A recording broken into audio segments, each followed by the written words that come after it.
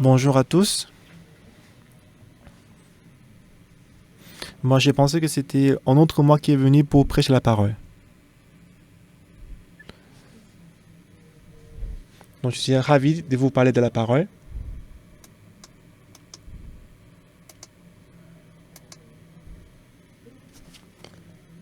Et aujourd'hui, beaucoup de gens sont venus, connectés en ligne.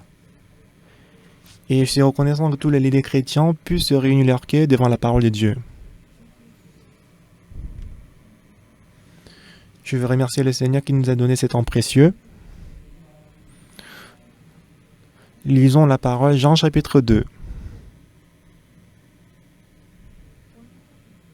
du verset 1.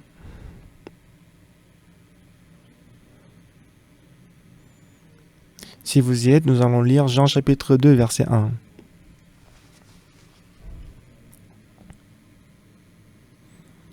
Trois jours après, il y eut des noces à Cana en Galilée, la mère de Jésus était là. Et Jésus fit aussi inviter aux noces avec ses disciples. Le vin ayant manqué, la mère de Jésus lui dit, ils n'ont plus de vin. Jésus lui répondit, femme, qu'y a-t-il entre moi et toi? Mon heure n'est pas encore venue. Sa mère dit au serviteur, faites ce qu'il vous dira.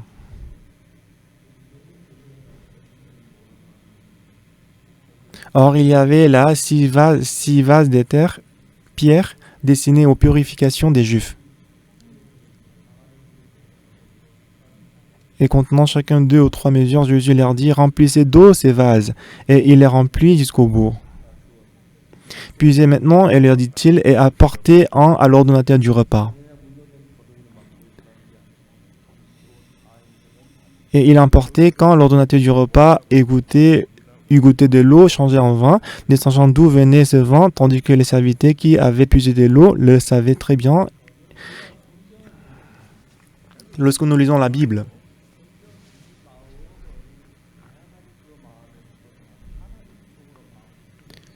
la parole, la Bible nous permet de sortir notre cœur et aller vers la parole.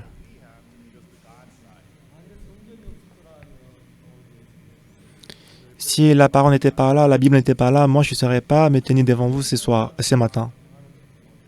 S'il n'y avait pas la Bible, je n'aurais pas trouvé la paix dans mon cœur.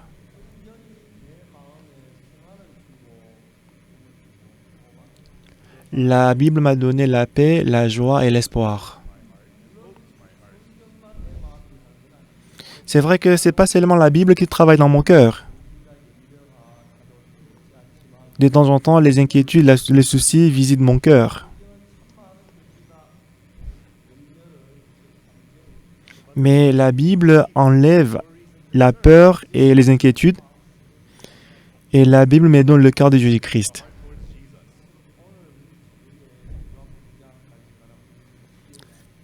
Ce matin, j'ai lu l'histoire de Jean chapitre 2, les noces en Cana en Galilée.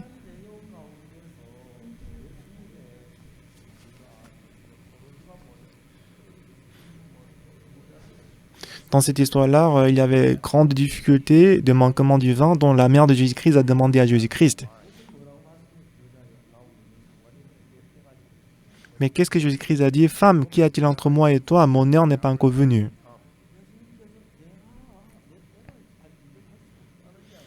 Mais Jésus-Christ a dit, mon heure n'est pas encore venue, donc moi je ne peux pas travailler. Et la mère de Jésus-Christ, elle a compris ce que disait Jésus-Christ. Elle a dit au serviteur tranquillement, faites ce qu'il vous dira. C'est ce qu'elle a dit au serviteur.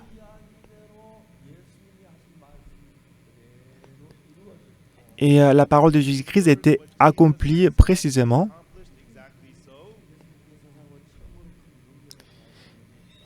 Et c'était le premier miracle que Jésus-Christ a opéré quand il est venu dans ce monde. Donc, qu'est-ce que ça veut dire? C'est une histoire entre vous et moi. Quelle que soit la difficulté, la position dans laquelle vous vous trouvez, quoi qu'ils vous disent, ne suivez pas votre pensée, mais suivez ce que dit Jésus-Christ. Autrement dit, abandonnez vos pensées. Vous avez suivi votre pensée jusqu'à présent, mais suivez désormais la parole de Jésus. C'est ce que ça veut dire. Mais quand la parole de Jésus-Christ était accomplie telle qu'elle est, Jésus-Christ a pu résoudre petits et grands problèmes dans notre vie. Non seulement qu'il y avait le manquement à Cana en Galilée, selon les gens, il y a un peu de différence. Selon le principe de la Bible, lorsque je rencontre une situation, selon ma pensée, voici le résultat, la conséquence. Mais si j'abandonne toutes mes pensées, lorsque j'ai accepté que la parole de Jésus-Christ dans mon cœur,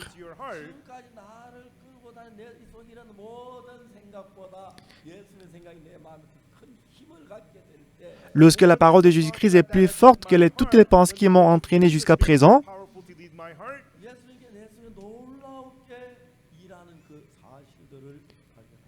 j'ai pu découvrir que Dieu a travaillé merveilleusement dans ma vie.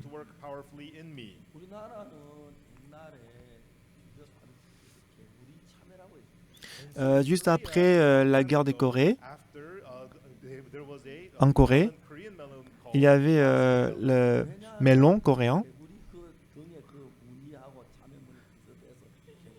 Il y avait ce que nous appelons melon des grenouilles, parce que l'image des melons ressemblait à une grenouille.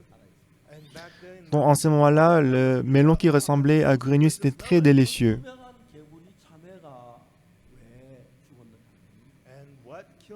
Mais ce qui a tué le melon des grenouilles, c'est pas parce qu'en hiver il faisait trop froid que ça a tué les grenouilles. Après l'apparition des melons des sonju, le melon des grenouilles était tué. Moi, je connais très bien l'origine du melon jaune des sonju.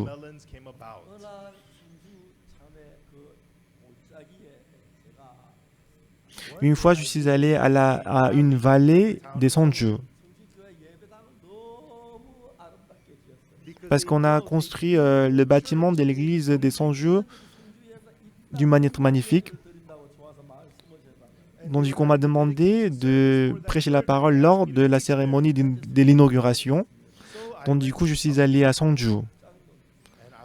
J'étais très choqué, puisque à Sonju, il y a plus de 4000 personnes qui cultivent les melons jaunes.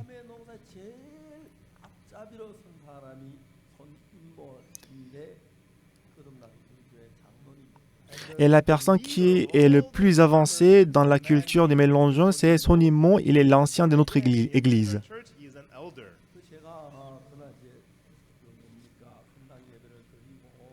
Et ces jours-là, j'ai assisté à la cérémonie d'inauguration de l'église et après, j'ai mangé.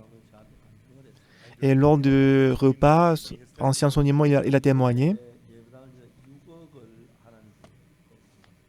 Et il a dit que pour la construction de l'église, il a donné comme offrande à peu près 600 000 $. Et il a dit que cette année-là, il a bien cultivé les melons jaunes qu'il a payé la dette. Il a payé tous les 600 000 $. Ah, le melon jaune, ça se vend très bien.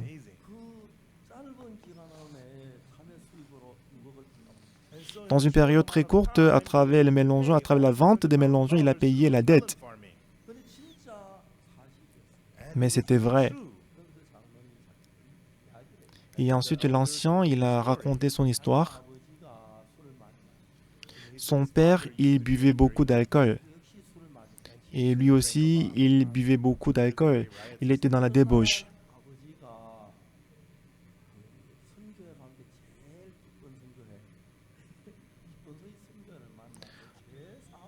Un jour, son père, il a rencontré Mission de la Bonne Nouvelle et qu'il a reçu le salut. Et son père a beaucoup changé. Et depuis ces jours-là, son père a demandé à son fils de croire en Jésus-Christ.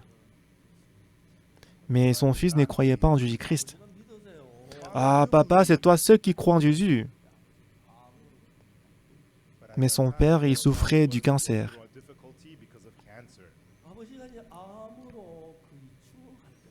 Et il était sur le point de mourir à cause du cancer. Mais depuis un jour, il ne mangeait plus. Donc son fils, il s'est demandé pourquoi mon père ne mange pas. Peut-être qu'il n'a pas l'appétit.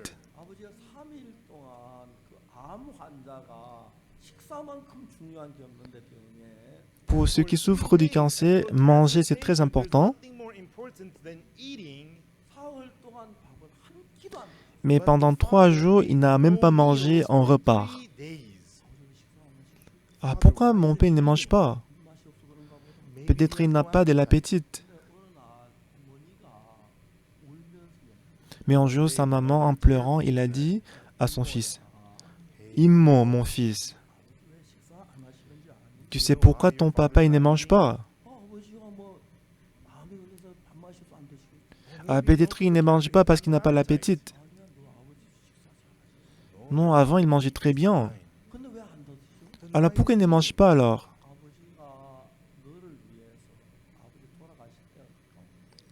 Parce que bientôt,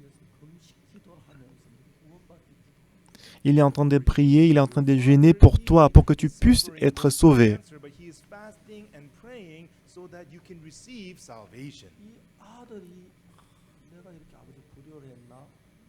Alors il s'est demandé, ah, je suis très méchant. Alors il a essayé d'échanger son cœur.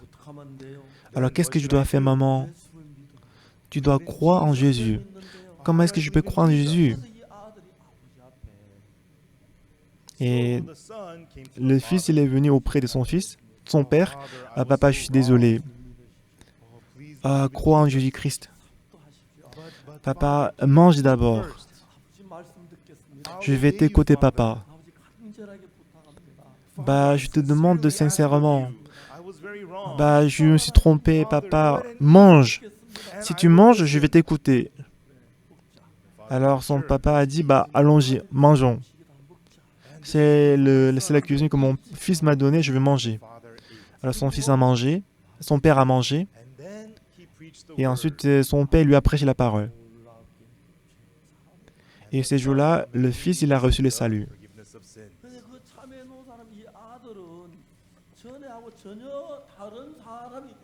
Mais après qu'il a reçu le salut, il a complètement changé. Jusqu'à présent, il a suivi sa pensée qui s'élevait dans son cœur.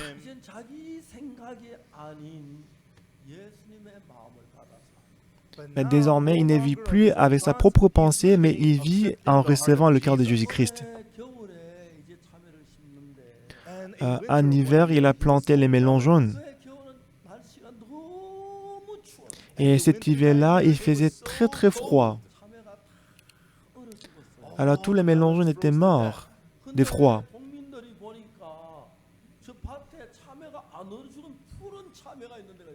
Mais parmi les cultivateurs, il a vu qu'il y a un champ où les melons jaunes n'étaient pas morts. Alors tous les cultivateurs ils s'inquiétaient à cause de ça. Mais regarde ces champs-là, pourquoi les melons jaunes là-bas ils ne sont pas morts? Alors les cultivateurs ils sont venus auprès de ces champs. Ah, Monsieur Son, comment ça s'est fait que tes melons jaunes, ils ont surmonté le froid? Frère Son a dit,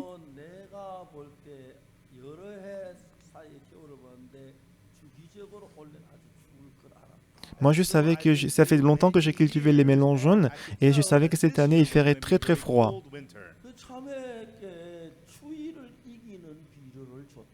Alors j'ai donné les engrais qui peuvent vous permettre aux melons jaunes de supporter le froid. Donc, eux tous, ils cultivaient melons jaunes.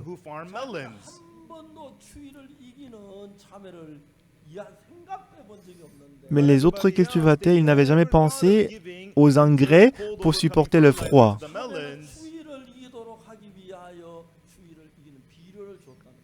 Mais ils ont entendu qu'il a donné les engrais aux mélangeants pour qu'ils puissent supporter le froid. Alors les cultivateurs, ils ont demandé c'est quoi les engrais qui permettent de supporter le froid? Pourquoi ça n'existe pas? Réfléchissez-y.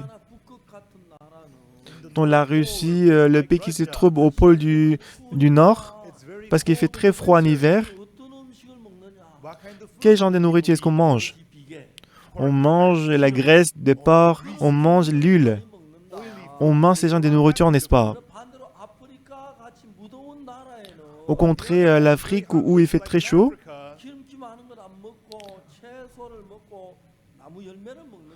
on ne mange pas beaucoup de graisse, mais on mange beaucoup de légumes et de fruits. C'est pour les hommes et c'est pareil pour les légumes, pour les fruits. Plus les gens écoutaient ça, plus ils comprenaient, mais on voyait que le frère son niveau était plus avancé que les autres cultivateurs. Alors il commençait à développer et inventer le melon. Maintenant, il vend ses melons et tous les mélangeons qu'il moissonne, ça, à 100%, ça va être vendu au grand magasin. Le grand magasin est venu pour signer le contrat, même s'il vend le même en carton de mélangeants, il dit, le grand magasin, ils ont dit que je vais payer $10 de plus, tu vas nous donner tous les mélangeons que vous cultivez. C'est comme ça qu'ils vendaient les mélangeons. Alors pour lui, il ne s'inquiète pas de vendre les mélangeons. Parce que tous les mélangeons qu'il moissonne, c'est le grand magasin qui les achète. Alors il a pensé continuellement par rapport aux mélangeons. Donc au cours de votre vie,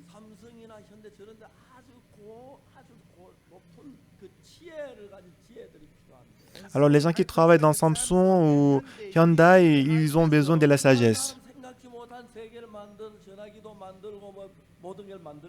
Parce qu'en fait, ils doivent penser beaucoup de choses que les autres ne pensent pas pour qu'ils puissent fabriquer le portable. Avant, lui, il vivait avec sa propre pensée.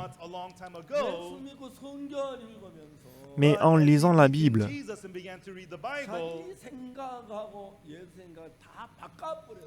il a échangé sa pensée contre la pensée de Jésus-Christ. Le frère, actuellement, même s'il a beaucoup de pensées, il les méprise. Et qu'il reçoit la sagesse qui vient de Dieu et qu'il cultive les mélangeons. Il a cultivé les mélangeons. Donc, tôt printemps, ça porte des fleurs, ça porte des fruits. Et on prend des siestes et ça produit la fleur encore. Après, on se repose un peu. Ça porte de troisième fois la fleur et le fruit. Après avoir porté la fleur et le fruit à la troisième fois, il ne fait pas encore froid, il fait toujours beau, mais il ne peut plus porter des fruits. Ah, mélangeons. Il fait encore beau, mais pourquoi tu veux plus porter des fruits?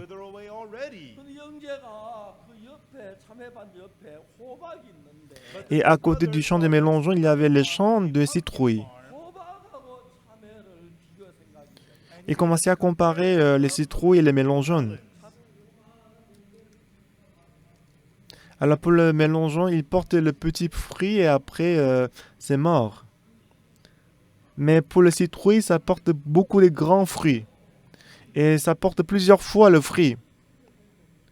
Alors les citrouilles, ça porte beaucoup de grands fruits. Et les mélangeons, regardez les citrouilles à côté.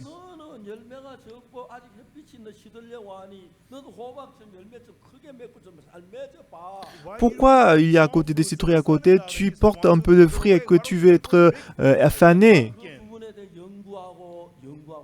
Alors il a recherché, il a étudié par rapport à ça. Et parmi les engrais, il y a plusieurs types d'engrais. Et il y a 3 engrais les plus connus. Le premier engrais, c'est les engrais d'azote, les engrais azotés. Et le deuxième engrais, c'est engrais phosphore, engrais phosphaté. Et le troisième type, il y a troisième engrais. Et le premier engrais azoté, ça aide beaucoup les tiges. Et le deuxième engrais phosphaté, ça aide beaucoup les racines. Et le troisième engrais, ça aide beaucoup les fruits. Alors, il a donné beaucoup d'engrais qui fortifient les racines. Même s'il a donné beaucoup d'engrais, mais ça ne créait pas beaucoup de changements. Si seulement les mélangeons ont des racines fortes. Quand il voit les racines, quand il voit les mélangeons qui portent beaucoup de mélangeons, il voyait que les racines étaient solides, étaient fortes. Quels que soient ses efforts pour prendre soin des mélangeons. Donc, grâce aux engrais, c'est s'améliorer, mais il n'y avait pas un grand changement. Alors, toujours le frère a pensé, si seulement je peux fortifier les racines, si seulement je peux fortifier les racines, c'était un devoir pour ses frères. Les mélangeons, les racines, c'est faible. Si les mélangeons ont des racines fortes, les racines des mélangeons, c'est trop fin. Si on peut avoir les racines comme les racines de citrouille, alors il a essayé pour que le mélangeon il a des racines aussi gros que citrouille. Un jour, il a planté les mélangeons. Il a planté les mélangeons. Il a planté aussi les citrouilles. Il a planté les mélangeons, citrouilles, mélangeons, citrouilles, mélangeons, citrouilles, mélangeons. Il a planté tout. Alors, les mélangeons, les citrouilles ont poussé. Et lorsque les citrouilles a grandi jusqu'à 10 cm,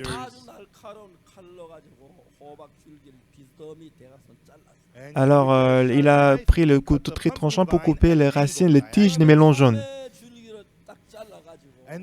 Et il a aussi coupé les racines des citrouilles obliquement. Et qu'il a collé les tiges des mélangeons à la racine des citrouilles. Avec le pinceur, il a pincé.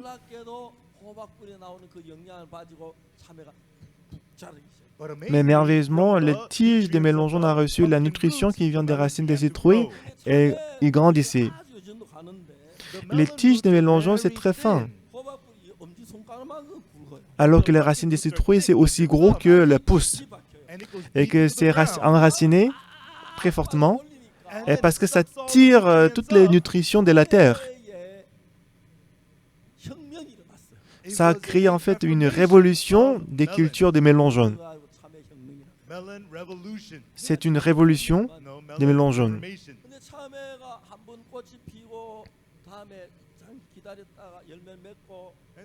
Le mélangeon, il fleurit une fois, il porte les fruits, et après, il se repose. Et la deuxième fois, il fleurit, il porte des fruits, et il attend encore. Et la troisième fois, il fleurit et il porte des fruits. Et après, normalement, c'est fané. Mais maintenant, puisqu'on peut recevoir la nutrition qui vient de la racine des citrouilles, ce qui est merveilleux, que le mélangeon, normalement, ça portait 3 fois le fruit, mais ça porte maintenant 5 fois, 6 fois. Des fois, ça peut porter jusqu'à 6e fois. Et en plus de ça, le mélangeon, c'est gros, c'est délicieux et sucré. Donc, ce qui est vraiment étonnant, c'est que ces gens de techniques, ces gens de secrets, ils les gardent discrètement. Il a commencé une classe chez lui. Il a commencé le cours de mélangeon. Donc, il a collé les affiches. Il a dit, quiconque veut apprendre comment cultiver le mélangeon, il les apprend comment cultiver.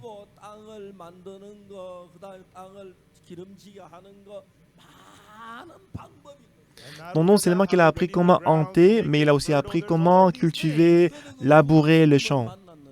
Un jour, il a rencontré le maire de la ville.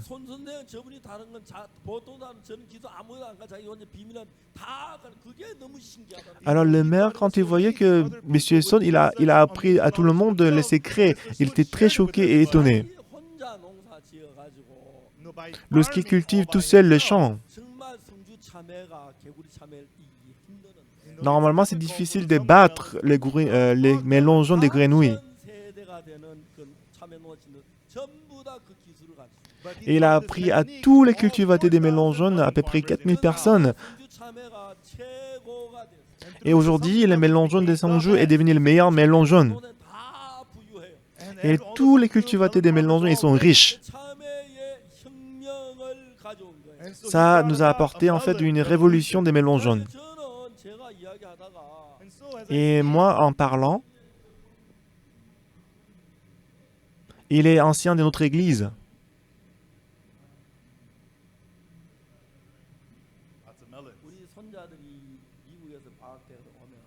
Et quand mes petits-enfants viennent en Corée des États-Unis pour passer les vacances, et cette année, ils ne peuvent pas venir à cause du coronavirus, normalement, je les prends pour aller au champ tôt le matin et je les fais cueillir les mélangeons. Et déjà à 6h30 du matin, il fait très chaud dans les serres, on ne peut plus travailler. Alors, il nous a donné 3 ou 4 cartons de mélangeons. Cette fois-ci, l'ambassadeur de Fidji m'a demandé d'aller, et m'a demandé si elle peut aller au champ des mélangeons. Donc le vendredi passé, donc je suis allé au champ des mélangeons avec elle.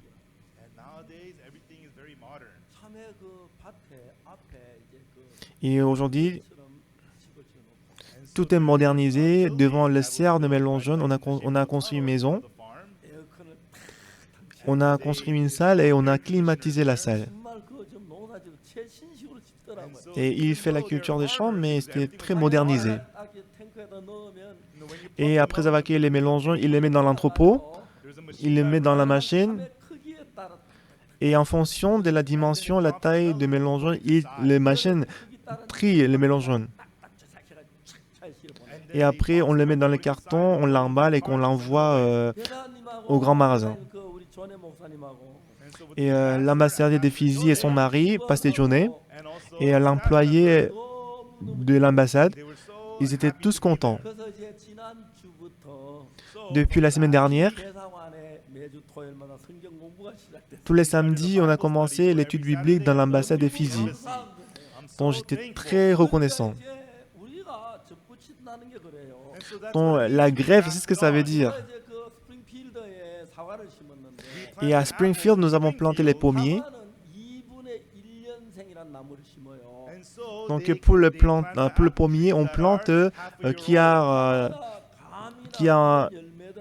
6 mois. Quand on plante la sémence des pommes et des kakis, ça va être le mauvais arbre. Alors si on plante la sémence seulement, ça va porter des fruits qu'on ne peut même pas manger. Lorsque ça grandit pour 1 an, on doit couper le bas. Et les pommes des meilleures qualités du monde, c'est les pommes Fuji. Les pommes de Fuji, c'est les pommes qu'on a inventées, c'est au Japon.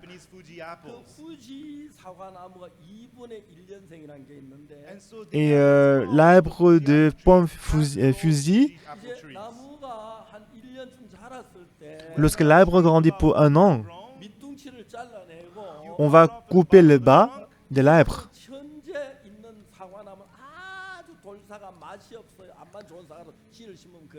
Et même si on plante la sémence de bonne qualité, mais quand on plante la sémence, c'est pas délicieux. Donc ce qu'on fait, c'est qu'on coupe le bas, le pied de l'arbre. Donc la racine, c'est 2 ans et qu'on lente avec les tiges de 1 an. Donc on appelle ces pommiers 1/2. Quand je suis allé aux États-Unis, donc j'ai dit de préparer 200 arbres, des pommes, des fusils.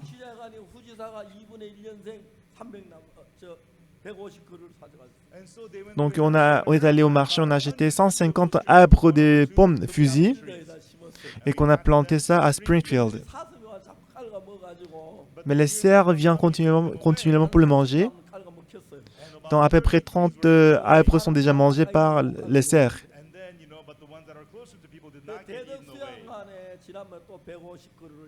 Et la dernière fois, on a commenté 150 arbres de pommes, pommiers, au centre de Dedog. Il y a les élèves de Lincoln là-bas. Et lorsque les nouvelles élèves entrent, je vais leur donner par personne un arbre.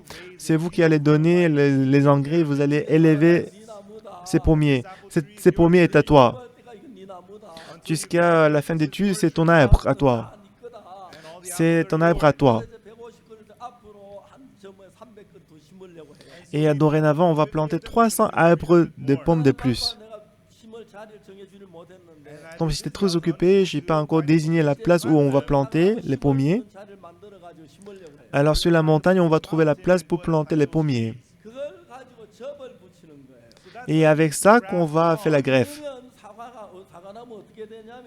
Alors qu'est-ce qui va se passer?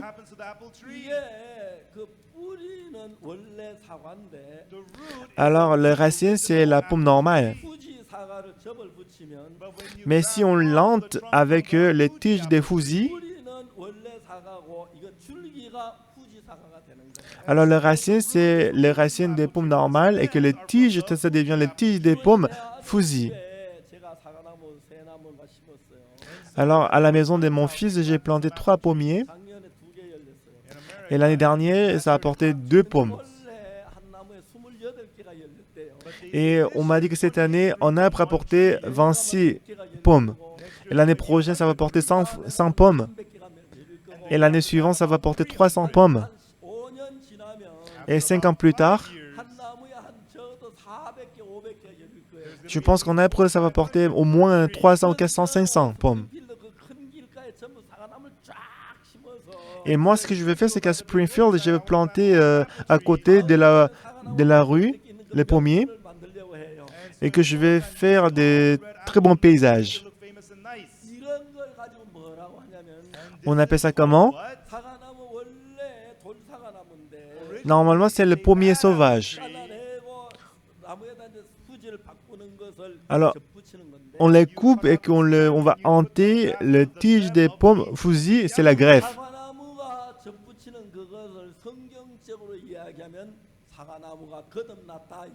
Alors, quand on va faire la greffe, bibliquement, on va dire que le pommier est né de nouveau.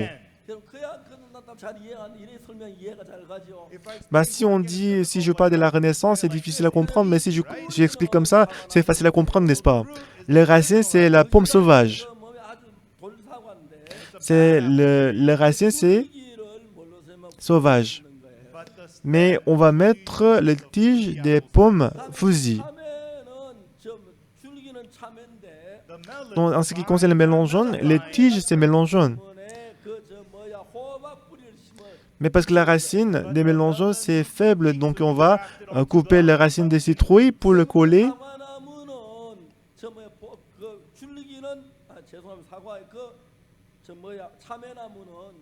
Donc le melon jaune, Les tiges, c'est melon jaune, mais les racines, c'est citrouille.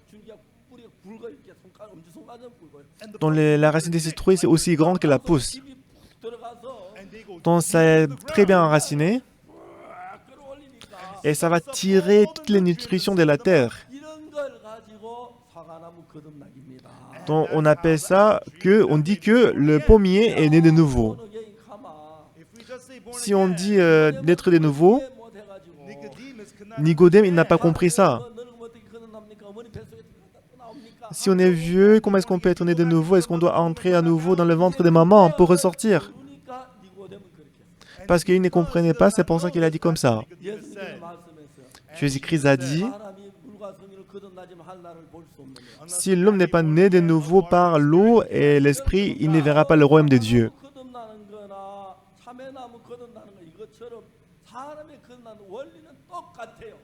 Dans la même façon que le pommier et le melon jaune est né de nouveau, l'homme aussi est né de nouveau de la même façon. Je vais vous poser la même question. Donc le melon jaune normal, c'est bon. Mais c'est quoi le problème? Les racines, c'est faible. N'est-ce pas? Donc ce qu'on doit faire, c'est de changer les racines. Comprenez-vous? C'est ça. On doit changer les racines. Comprenez-vous? Donc c'est la même chose. Lorsque l'homme voit, il est très beau, n'est-ce pas? Il est très très beau. Mais s'il est beau comme ça, si son cœur est bon, qu'est-ce qu'il est bon? Mais son cœur, c'est très mauvais, sale. Pour quelques femmes, apparemment, elle est très jolie, elle est très belle. Mais des fois, il y a des femmes, apparemment, elle est très jolie, mais son cœur est très méchant. Donc ces gens de personnes doivent naître de nouveau. Comment est-ce qu'elle peut être née de nouveau? Ce n'est pas qu'on doit couper le bras, les jambes pour naître de nouveau. On va laisser le corps. On va sortir le cœur. Et ensuite, on va mettre le cœur de Jésus-Christ. Amen. Donc même les gens qui sont méchants ici, vous allez changer. Mais la personne la plus méchante du monde, elle va changer. Donc si je vous donne l'exemple, est-ce que Pasteur Kim Gi-sung est là? Il est où? Levez-vous.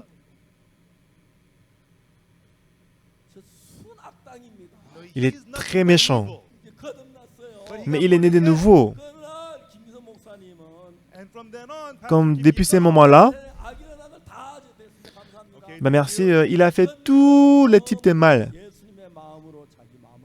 Mais il a changé son cœur et qu'il a mis le cœur de Jésus-Christ dans son cœur.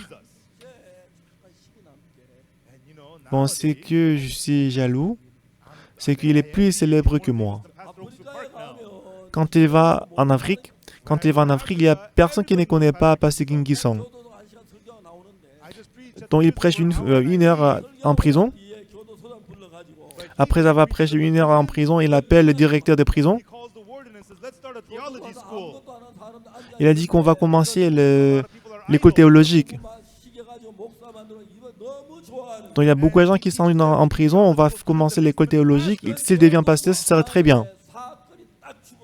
Et quand on a commencé l'école théologique, il n'y avait plus d'accidents en prison. Comment?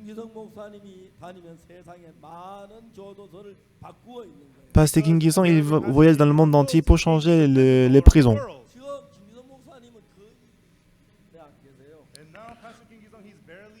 Aujourd'hui,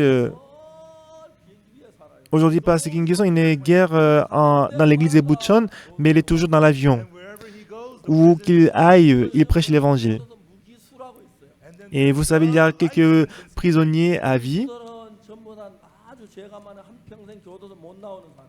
Et prisonniers condamnés à vie, à perpétuité, il ne peut pas sortir de prison. Pour quelques prisonniers, il est condamné à 10 ans de prison, 20 ans de prison.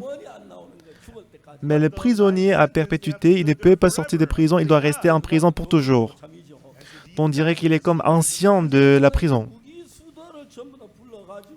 Mais Pasteur Kim Il-sung a appelé tous les prisonniers à perpétuité. Il a changé leur cœur. Et il a oint ces prisonniers pasteurs de prison.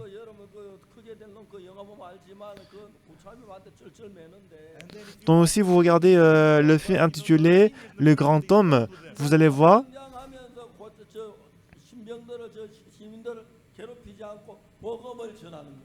donc vous voyez que normalement l'ancien, le plus âgé, plus méchant dans la cellule de prison, il est très méchant, mais après qu'il prêche l'évangile, l'ambiance a changé dans la prison. Parce que Kim Il-sung, après avoir lu le livre intitulé Les secrets de la rémission du péché et de la renaissance, il a reçu le salut. Avant qu'il sorte de la prison, il m'a envoyé une lettre.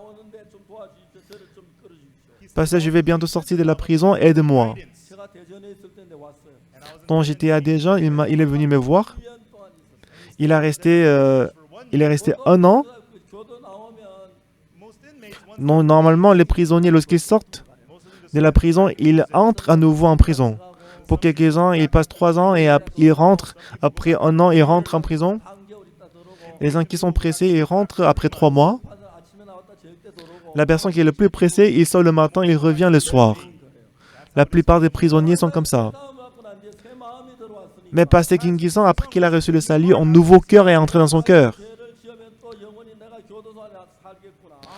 Si je sors encore, je vais revenir en prison, ce sera très misérable. Pour ne pas pécher, qu'est-ce que je dois faire? Par ma propre force, je ne peux pas le faire. Ce sera bien si quelqu'un peut me diriger.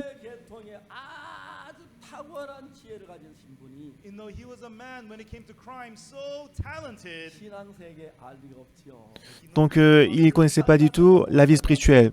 Il a cherché, il n'en a pas trouvé. Donc, il a envoyé une lettre à l'auteur du livre Les secrets de la rémission du péché. Donc, après qu'il a purgé la peine, il n'est pas allé rencontrer son père, mais il est venu me voir dans l'église. Il a passé 1 an dans l'église. Il était très joyeux, il s'est réjoui. J'ai passé déjà 3 mois dehors. Si j'étais tout seul, je serais déjà rentré en prison. Je ne suis pas encore rentré en prison. J'ai passé 5 mois ici, je ne suis pas encore rentré en prison. J'ai passé 1 an, je ne suis pas encore rentré en prison. Il a dit qu'il était le plus heureux du monde. Il était le plus heureux. Pourquoi est-ce qu'il était heureux? Si j'étais tout seul, je serais déjà rentré en prison. Le fait qu'il n'est pas rentré en prison, il était très heureux. Donc, bien aimé, ce qui est important, le fait de hanter les racines des citrouilles aux tiges des melons jaunes. On ne doit pas couper juste comme ça, mais on doit couper d'une manière oblique. Pour bien coller. Alors, si on colle les tiges des melons jaunes à la racine des citrouilles, donc la racine, c'est citrouille, mais le fruit, c'est le melon jaune. Puisque la racine va tirer toutes les sortes de nutritions de la terre. Ça porte beaucoup de melons jaunes. Alors qu'autrefois, ça ne portait que 3 fois le melon jaune. Mais désormais, il peut porter 5 fois le melon jaune. Des fois, il peut porter jusqu'à 6e fois. Donc, il récoltait beaucoup de melons jaunes, même le goût et la dimension des melons jaunes est devenu très grand. Et c'est ainsi qu'il a dirigé la culture des melons jaunes à Sonju. Donc, c'est la greffe des melons jaunes. Mais si on parle de ça, bibliquement, c'est la renaissance des melons jaunes. Est-ce que vous comprenez? Est-ce que vous voulez répéter après moi pour ne pas oublier? La renaissance des melons jaunes.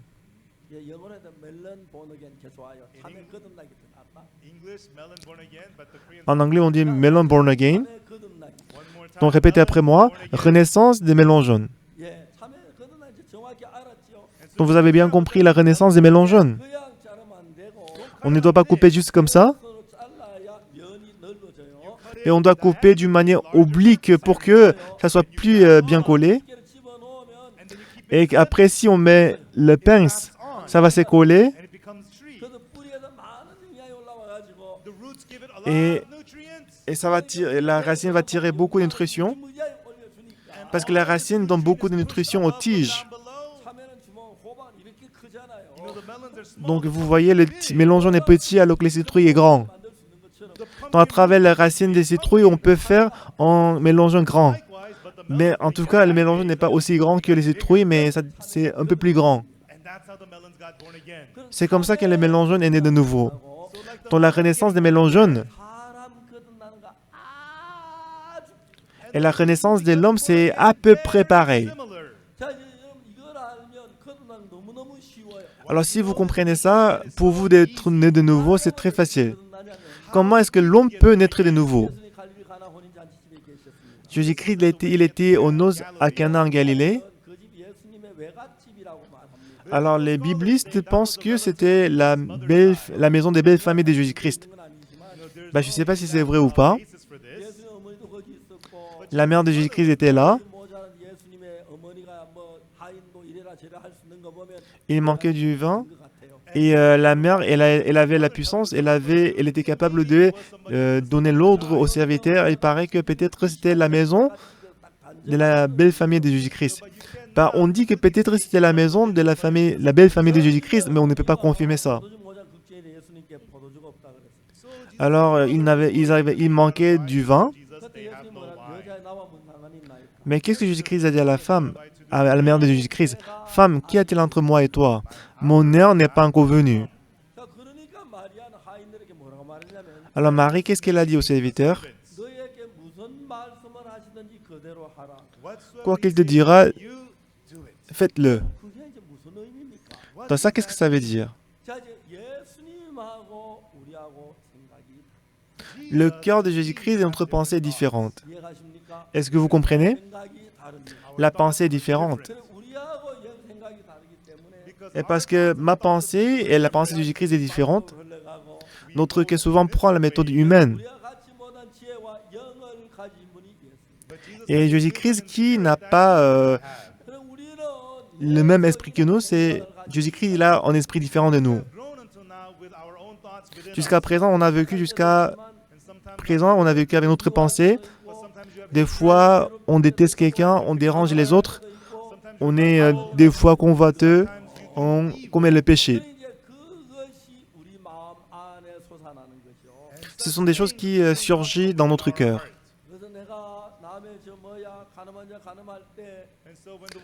Lorsque la femme qui a commis l'adultère, Satan a donné la convoitise à la femme adultère.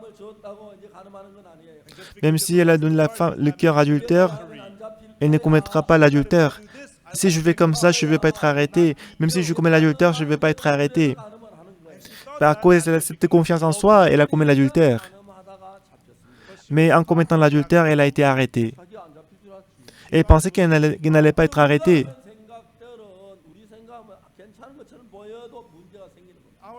Donc, selon notre pensée, on pense que c'est bon, mais ça crée des problèmes. Jusqu'à présent, on a suivi la pensée qui a surgi en nous.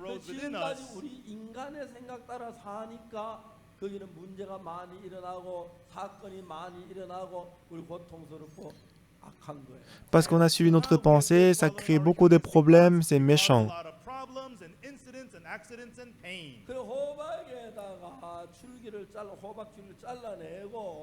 Alors si on peut couper les tiges des citrouilles, alors quand on hante les tiges des mélangeons, la racine, bien sûr, c'est la racine de citrouille. Mais pour le fruit, on va porter le mélangeon. On porte beaucoup de mélangeons et que ça donne beaucoup de nutrition.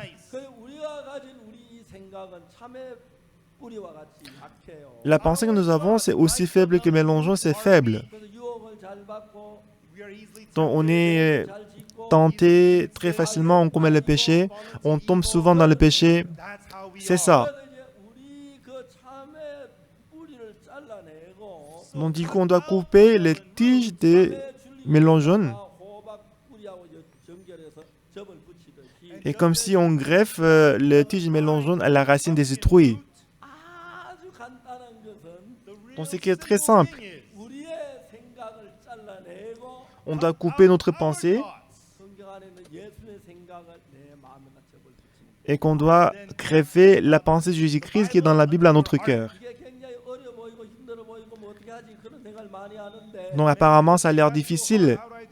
Comment est-ce que je peux le faire? Mais si vous réfléchissez, c'est très facile. Pour moi, j'ai déjà expérimenté ça en 1962.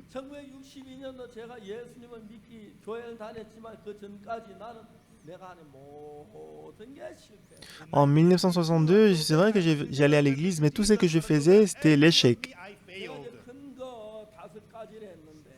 Donc, il y avait 5 événements que j'avais essayé, mais ça a tout échoué. Mais c'est là que j'ai compris que si je suis ma pensée, je vais périr. Si je suis ma pensée, je vais périr. J'ai pensé que j'allais réussir. Je pense que j'allais réussir.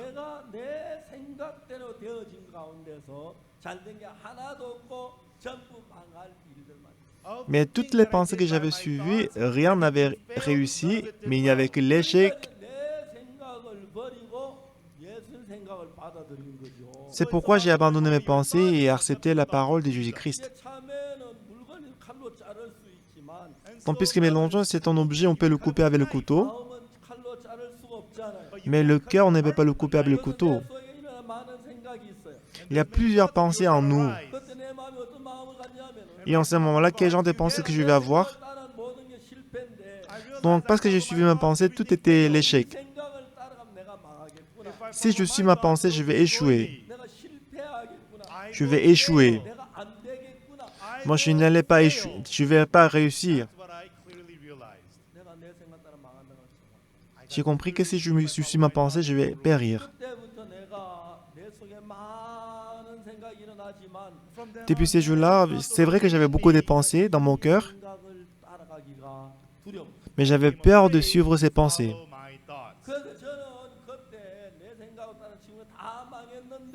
Et toutes les pensées que j'avais suivies, c'était l'échec, c'était la destruction. Et en 1962, à l'âge de 19 ans, ma vie était très misérable. Ma vie, c'était sans l'espoir, sans la voie. Il n'y avait aucune méthode, aucun espoir. Et j'ai volé.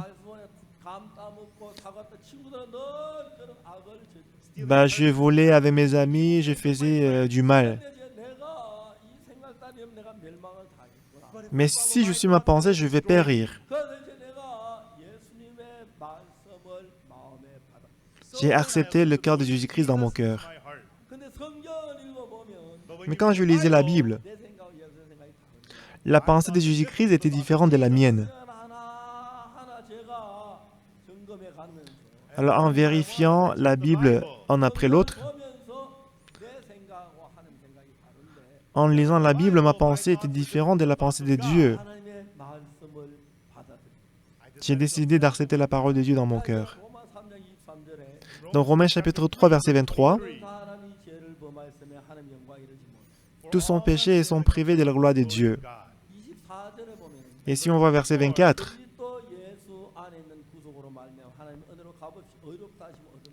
ils sont gratuitement justifiés par sa grâce, par les moyens de la rédemption qui est en Jésus-Christ. Dans le verset 23, on est pécheur. Tous sont péchés, sont privés de la gloire de Dieu. Ah oui, c'est vrai, moi je suis pécheur. J'ai menti, j'ai volé, j'ai disputé, j'ai fait du mal. Je suis une personne très méchante. Moi, je ne peux pas parvenir à la justice de Dieu. C'était vrai dans mon cœur. C'est pourquoi tout le jour je dis, je suis pécheur. Ah Dieu, pardonne-moi le péché. Je viens de mentir, je viens de voler. C'est ce que je faisais. C'est vrai que j'ai menti et c'est vrai que j'ai volé.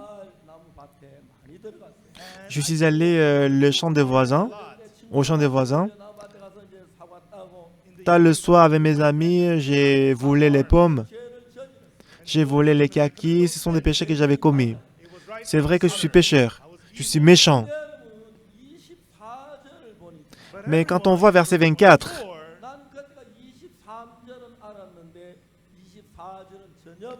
jusque-là, je connaissais très bien verset 23, mais je ne connaissais pas du tout verset 24. Et ils sont gratuitement justifiés par sa grâce, par le moyen de la rédemption qui est en Jésus-Christ. Moi, j'ai commis le péché, j'ai volé, j'ai menti. Et j'ai commis le péché. Je suis méchant. Je vais aller en enfer. Mais dans le verset 24, la Bible dit, ils sont gratuitement justifiés. Dieu m'a dit que je suis justifié. Moi, je suis pécheur. Mais Dieu m'a déclaré juste. Je suis sale. Dieu m'a déclaré juste. Dieu m'a déclaré que je suis saint, je suis juste. Non, je ne comprenais pas. Je suis pécheur.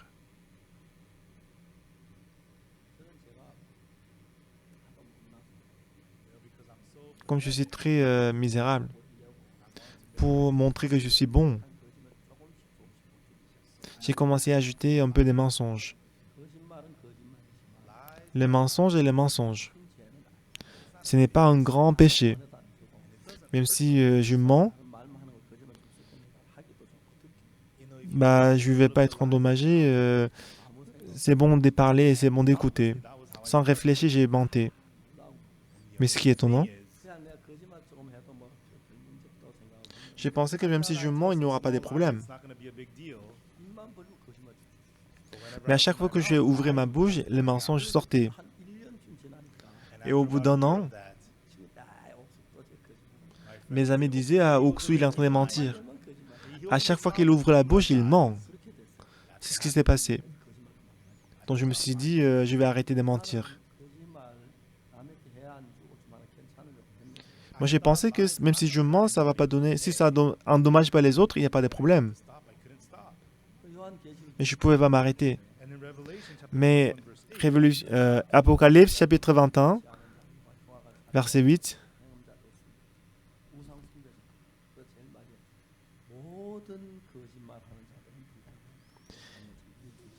Verset 8, on dit « Mais pour les lâches, les incrédules, les abominables, les meurtriers, les impudiques, les chanteurs, les idolâtres et tous les menteurs, les part sera dans les temps ardent de feu et souffre, et ce qui est dans la seconde mort. » Pas le mensonge qui endommage les autres. J'ai pensé que les mensonges qui ne vont pas endommager les autres, il n'y aura pas de problème. Mais la Bible dit « Tous les menteurs seront jetés dans l'étang ardent de feu. » Et selon ces versets, je dois aller en enfer. J'ai menti. Ici, on dit tous les menteurs. Moi, je ne pouvais m'empêcher d'aller en enfer. Moi, je vais en enfer. Je ne pouvais m'empêcher d'aller en enfer. Mais je ne pouvais pas m'arrêter de mentir. Parce qu'à chaque fois que j'ai ouvert la bouche, j'ai menti. Alors depuis le matin, je me suis dit, je ne vais pas mentir aujourd'hui, je n'ouvrais pas la bouche, mais dans l'après-midi, j'ai menti. Ah, c'était trop dur. C'était très très dur. J'étais très sale et méchant. Mais je connaissais très bien verset 23. Parce que j'ai commis le péché, tous sont péchés. Oui, c'est vrai. C'est sûr. Mais je ne connaissais pas du tout verset 24.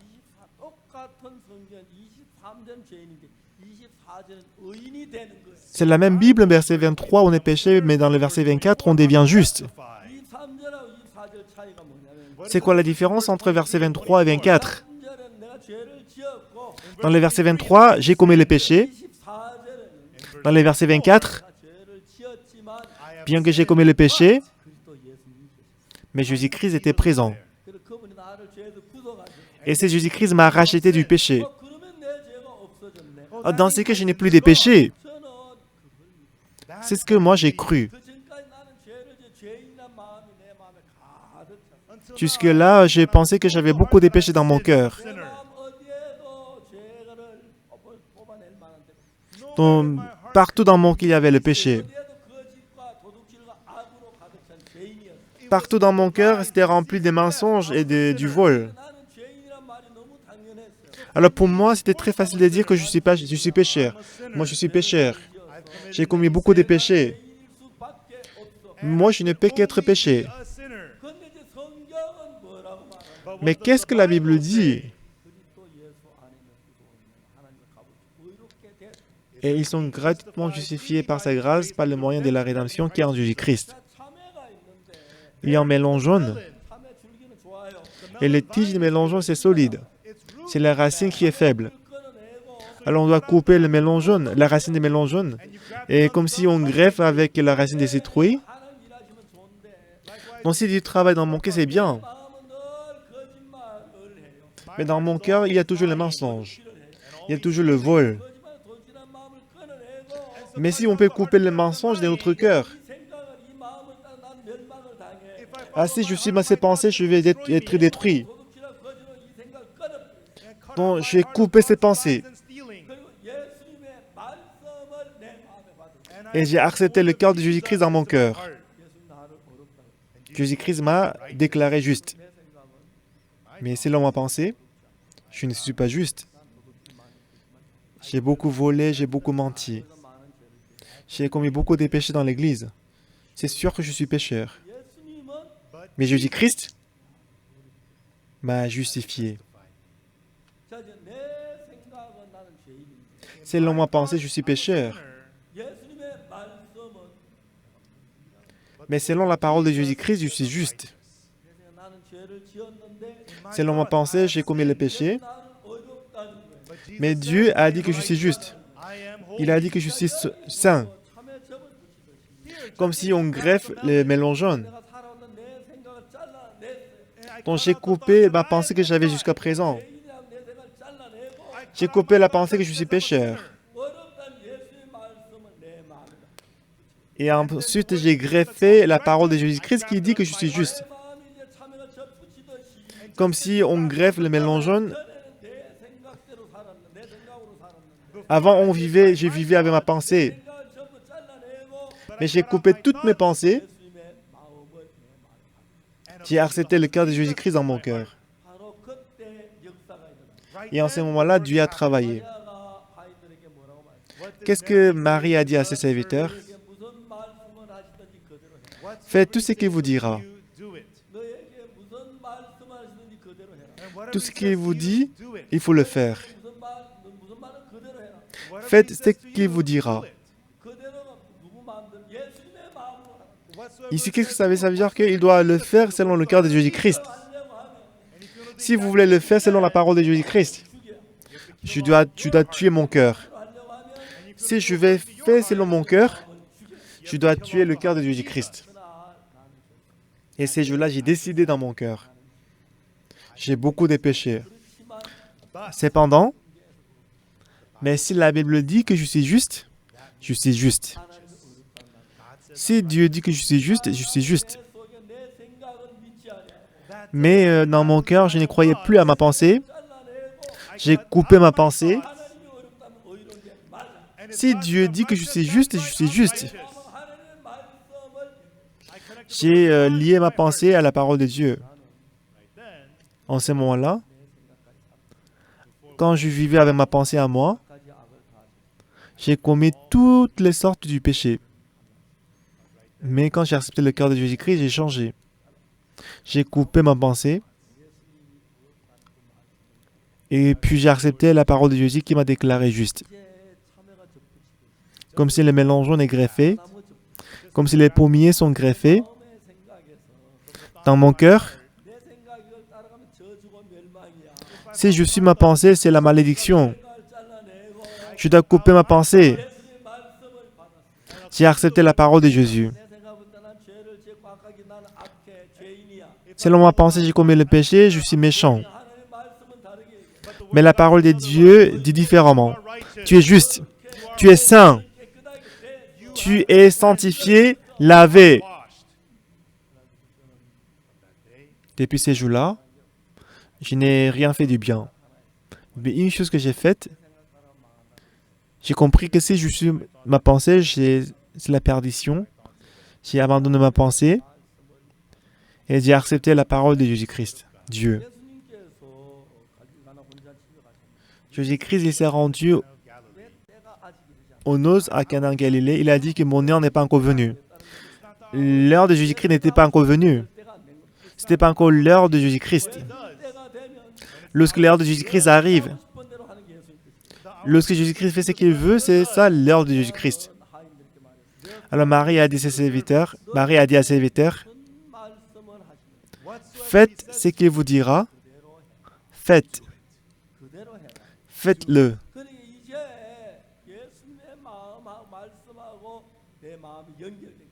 Maintenant, mon cœur et la parole de Jésus-Christ sont connectés. Selon ce que Jésus-Christ disait, il faut remplir les vases. On a versé de l'eau et prends-le et donne au coordonnateur du repas. On en a donné au coordonnateur du repas et c'est changé en vin. C'est ça le travail de Dieu. Ce n'est pas qu'on doit faire beaucoup de bonnes œuvres pour être justifié. Aider beaucoup de gens. Ce n'est pas que je dois beaucoup pleurer. Selon ma pensée, j'ai commis beaucoup de péchés, je suis pécheur. Mais abandonner ma pensée, accepter la parole de Dieu. Ah, c'est Dieu qui a dit que je suis juste. Je suis juste. Dieu m'a dit qu'il ne se souviendra plus de mes péchés. Il ne se souvient plus de mes péchés. Il a dit que je suis juste. Je suis juste. Dieu a dit qu'il a lavé mes péchés. Je suis lavé. Ma pensée est liée à la parole de Jésus. Aujourd'hui, beaucoup de gens, ils ont quitté la parole de Jésus et suivent leurs pensées. Et vivre avec le cœur de Jésus-Christ, c'est complètement différent. Jusqu'au 7 octobre 1962, je croyais que j'étais pécheur. Parce que j'ai commis beaucoup de péchés. Parce que j'ai volé, j'ai menti beaucoup. Mais en 1962, mais le 7 octobre 1962, ce matin-là, ce que j'ai compris, c'est que par le sang de Jésus-Christ, mes péchés sont lavés. Moi, je croyais que j'étais pécheur. Mais la Bible m'a déclaré juste. Comme si nous greffons les tiges de melon jaune à la racine des citrouilles. Je ne vais plus suivre une pensée. J'arrive à croire à la parole de Jésus. Maintenant, le melon jaune, il ne reçoit plus la nutrition qui vient de la racine des melons jaunes, mais il reçoit la nutrition qui vient de la racine des citrouilles.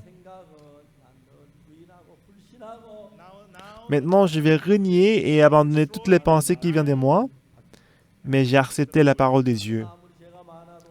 Même si j'ai beaucoup de péchés dans mon cœur, mais si Dieu m'a déclaré juste, je suis juste. Même si j'ai fait beaucoup de mal, mais si Dieu dit que je suis lavé, je suis lavé. Si Dieu dit que je suis saint, je suis saint. C'est ainsi que j'ai cru.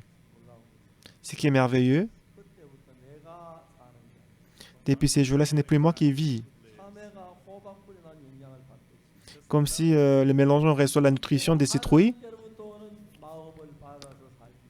J'ai commencé à vivre avec le cœur qui vient de Dieu.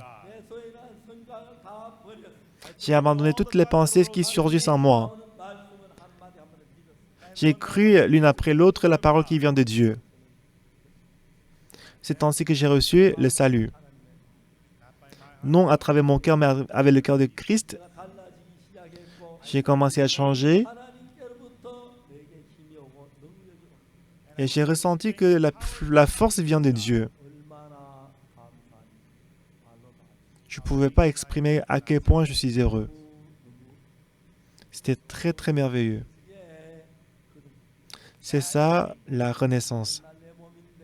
Le corps, c'est toujours moi. Mais moi qui vivais avec ma pensée, je n'ai fait plus confiance en moi-même.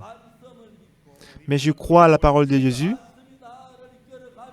Lorsque la parole me conduit, ma vie a complètement changé. Tout comme si quand on conduit pilote l'avion, quand on met le programme pour aller à New York, on va à New York. Si on veut aller à Tokyo, on doit enlever le programme pour aller à Tokyo. Pour aller au ciel, je dois enlever mon programme. Je dois mettre le programme de Jésus-Christ. Selon le programme de Jésus-Christ, si je suis juste, je suis juste. Selon le programme de Jésus-Christ, si je suis saint, je suis saint. Ça m'a apporté beaucoup de changements. Lorsque le mélange jaune est greffé à la racine des citrouilles, le mélange jaune a fait quelque chose qu'il ne pouvait jamais faire. Si nous connectons le cœur de Jésus-Christ à notre cœur, si j'abandonne toutes les pensées dans moi,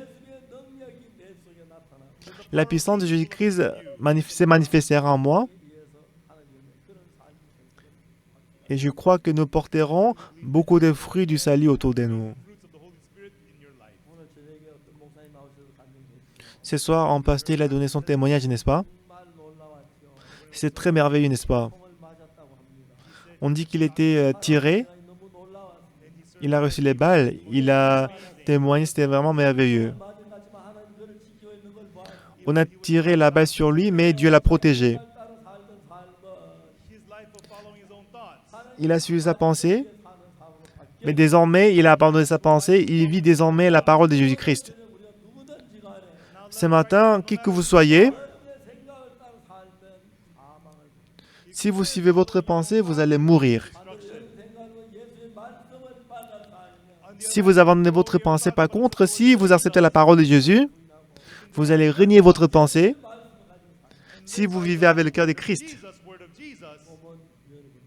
même si apparemment le corps c'est vous, mais le cœur devient Jésus-Christ. Vous recevrez comme cadeau le royaume des dieux. Si vous acceptez le pardon des péchés dans votre cœur, Jésus-Christ désormais vivra dans votre cœur. Et en ce moment-là, vous ne pourrez vous empêcher de changer. Les gens, ils font des efforts pour faire du bien, mais ce n'est pas ça. Ne faites plus confiance en vous-même, mais croyez en Jésus-Christ. Prions.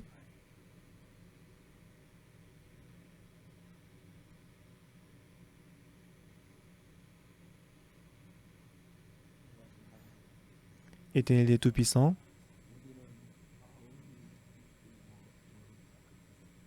notre cœur était méchant et sale.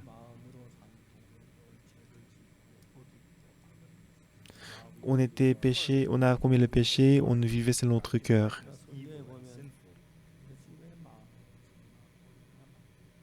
Mais dans la parole de Jésus-Christ, il y a beaucoup de justice et sainteté. Et pendant longtemps, on vivait selon notre cœur. Mais désormais, en suivant le cœur de Jésus-Christ, nous vivons désormais selon le cœur de Jésus-Christ. Ce n'est plus nous qui vivons en nous, mais c'est Jésus-Christ qui vit en nous, qui conduit notre vie. Comme si l'eau est changée en vin. Lorsque nous vivons avec le cœur de Jésus-Christ, il y aura un grand changement, le travail de Dieu, et Dieu travaillera merveilleusement. Et aujourd'hui, il y a beaucoup de pasteurs qui conduisent les fidèles. C'est réuni. Dans notre cœur, il n'y a que des méchancetés, du mal. Permets-nous d'abandonner nos pensées. Permets-nous de demeurer dans la grâce. Bénis-nous et travaille pour nous. Merci Seigneur. J'ai prié au nom de Jésus-Christ. Amen. Merci